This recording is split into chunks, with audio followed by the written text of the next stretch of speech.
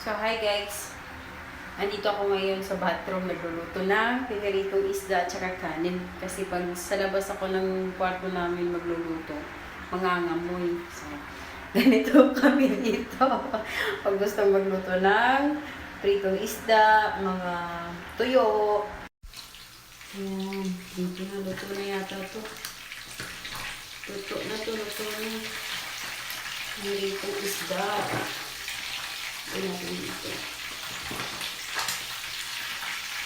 Ganito ang buhay OFW guys.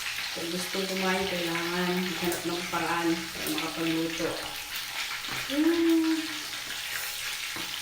init.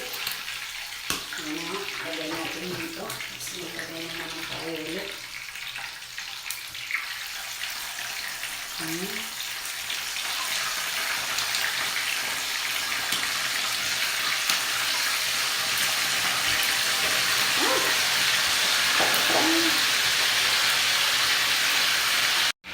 Pero malinis dito sa loob ng CR namin ha. Baka isipin nyo naman dumi-dumi ng CR namin. Ayan, malinis yung CR namin. Puting-puti pa yan sa ano nyo. Ayan, nakatakip yan. Ayan. Dito kami magluluto kasi pag sa labas kami, mangangamoy. Ayan, ito sa...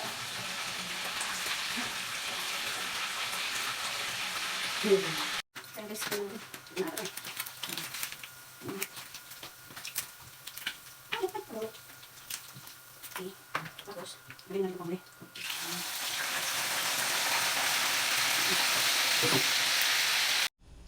So, ayan. Luto na yung pinirito kong isda.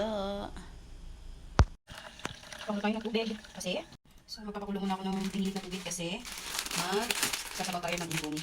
Kasi malamig. Yan, kumukulo na. Buta na nakang-indomie. Gutom na po ay siya. Ooh. So, mga natin ninyo, ano na akong niluto. Sausawan, suka, ug tuyo.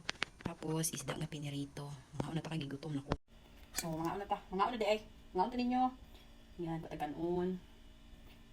Ay, gutom na ko. Patag isa ka isda.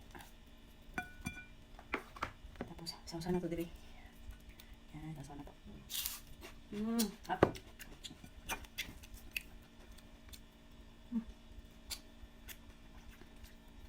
Tapos, katag indomie nga, naisabaw.